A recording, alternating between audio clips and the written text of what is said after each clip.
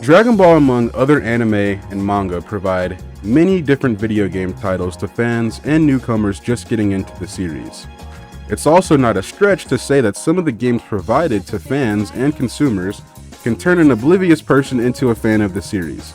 Example, One Piece, Naruto, and Dragon Ball. The three people on the cover of Jump Force. However, when looking at other anime series, Dragon Ball seems to have more of a grasp on video games in general, at least among other anime and manga franchises. But why is that? Fighting games are a given for most of these series, such as Naruto Storm, or Shinobi Striker, or even One Piece Burning Blood or Pirate Warriors. However, Dragon Ball doesn't just stop there. They venture out and create many different genres of games, even though the main premise of the entire series is fighting. Take a look at Dragon Ball The Breakers.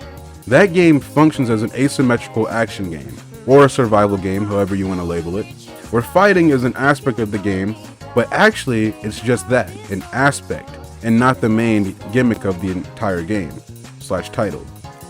You get to play as a survivor in the world of Dragon Ball, running from the big bads like Frieza, Cell, and Buu, and even more villains at the time of recording this video, like Goku Black and Zamasu.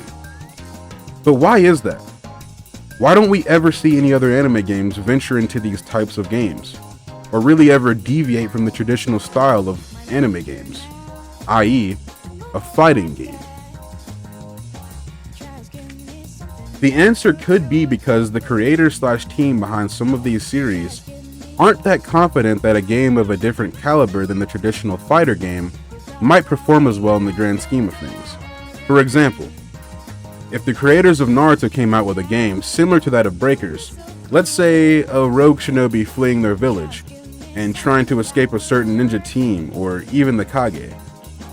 Yes, by the way, a rogue ninja running from the Kage would most certainly need to be written well from the game standpoint to make it make sense, because the Kage aren't going to just go after like some random shinobi, but yeah. But this is just a hypothetical for this video.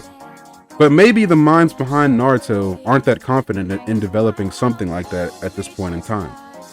But why is that? Especially right now, when even One Piece is starting to go this direction as well, with something like World Seeker being released. Although, by the way, check out my video on World Seeker. I did an entire video on it on the channel. I think it did alright. Well, it was One Piece games, but go check that out.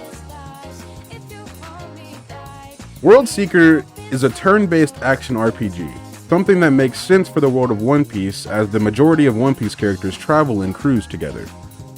Introducing turn-based combat similar to that of other games such as Pokemon just makes sense for capturing the massive cast One Piece has to offer, while using a formula proven to work at the same time.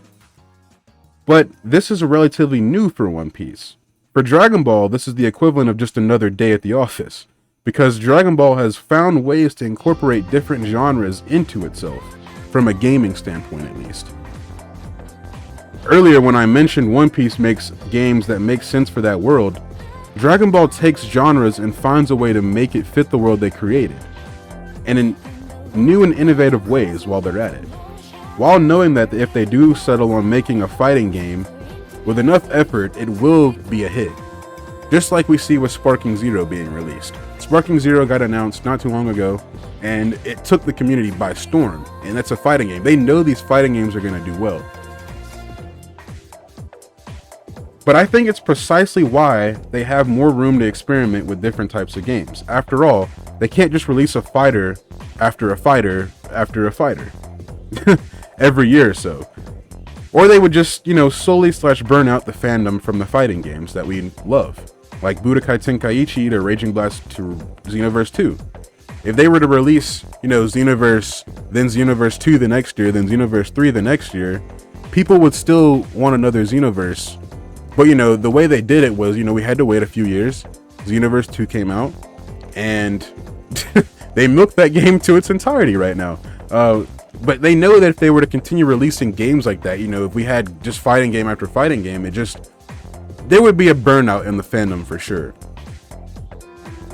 Imagine if a new Budokai dropped every year, and the time and over time the demand for these games would go down. That's why big fighting games like Street Fighter or Tekken plan for release every few years. Well, that, and I'm sure the cost to develop these games is pretty hefty, so spacing out the releases gives them time for previous titles to generate revenue.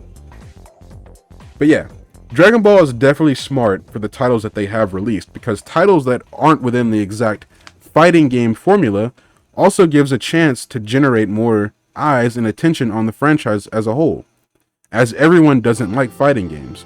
So having alternative games goes a long way. Dragon Ball Fusions is a good example, as it takes the fusion element from Dragon Ball, like Gogeta, Vegito, Gotenks, Kefla, and goes a step further by letting you create new and never before seen fusions in Dragon Ball, creating a new and fun element for fans to enjoy, all within the scope of the Dragon Ball world, which is something very, very cool. I believe this is why we see lots of card games making their debut, also not just for Dragon Ball, but other franchises too, like Yu-Gi-Oh! And I believe even Naruto and One Piece have some card games. I could be wrong. Like the recent release of the Dragon Ball Super card game that I've seen some creators playing looks pretty fun. But card games are just a given, I think, at this point. I feel like most anime could go into like a card type of game if they just spend enough time, developing a good combat system for the card game. Make it make sense between all the cards. You have to balance it. And balancing is a huge thing as well. I'm getting on a tangent, but balancing is a huge part of making games. But yeah.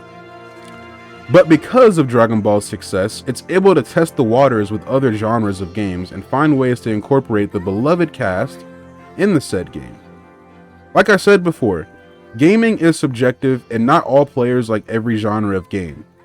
But Dragon Ball finds ways to include those players by releasing titles that garner favor and in turn please fans of the series with many different options from all sides, and we have to give them props for doing so. Now, don't get me wrong, other anime do have some great games as well, and probably have different types of games than just one genre. Like One Piece and Naruto also have games that aren't just fighting as well. But as of late, Dragon Ball seems to be the one carrying the torch for the most unique anime games at the moment.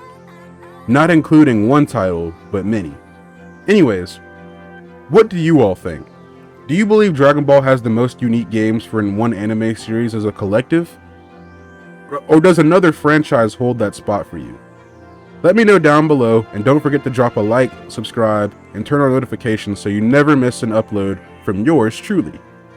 Seriously though, it would mean a lot, and with that, have an amazing day.